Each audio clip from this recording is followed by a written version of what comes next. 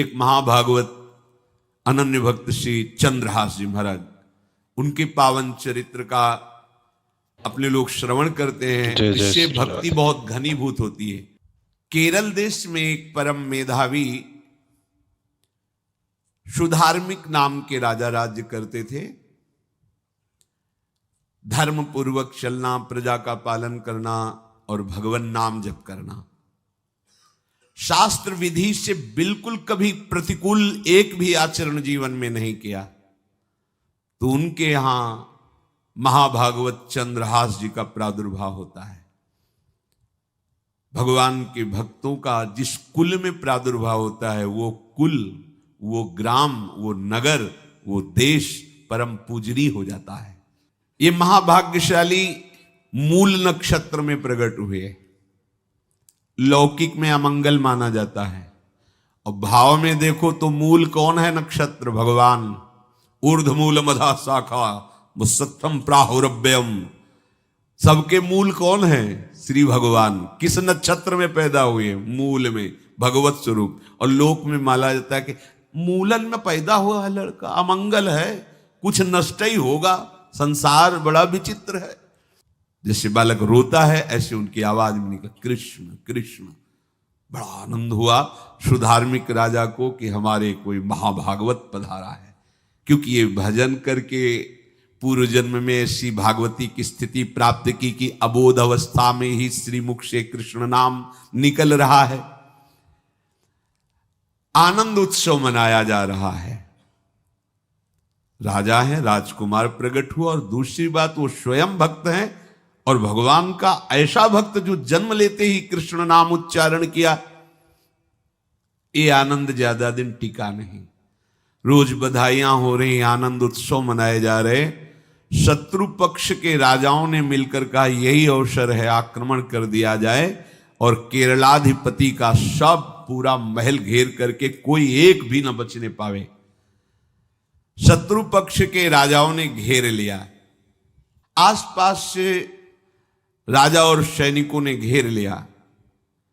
अब वो असावधान थे, आनंद में पुत्र हुआ है, बधाइयां, कोई संभावना ही नहीं थी। गुप्त रूप से शत्रु पक्ष के राजाओं ने आक्रमण करके घेर लिया। अब राजाओं की कई सेनाएं और इनकी असावधानी पूर्वक आनंदमयी वृत्ति में कोई पहले से पता हो तो तैयारी करते, तत्काल आक्रमण को रोकने का प्रयास किया पर असफल रहे। इनके सैनिक भी मारे गए, राजा भी मारे गए, राजमहल को घेर लिया गया, कोई भी एक भी बच के न जाने पावे।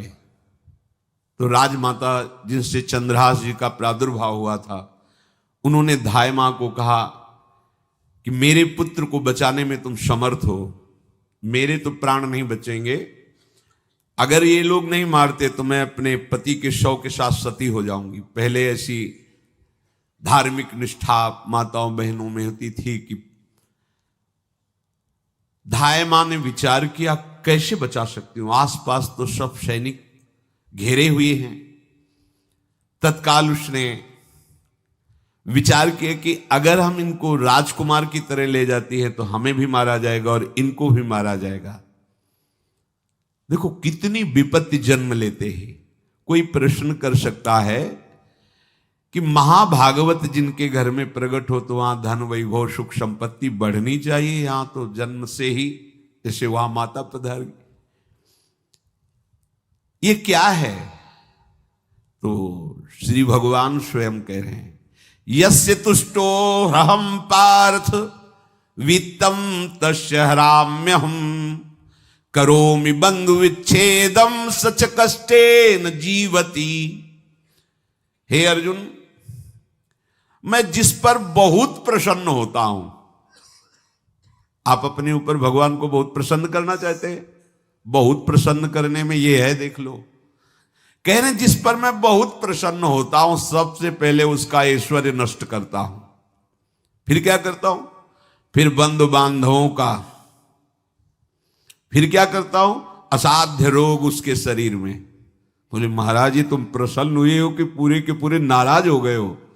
बोले यही मेरी प्रसन्नता है। क्या? माया का नाश। अब एकमात्र भरोसा केवल भगवान का, दूसरा कोई नहीं। ये सबको पसंद नहीं आएगा। सब तो उस भगवान की भक्ति चाहते हैं कि अगरबत्ती धूपबत्ती तन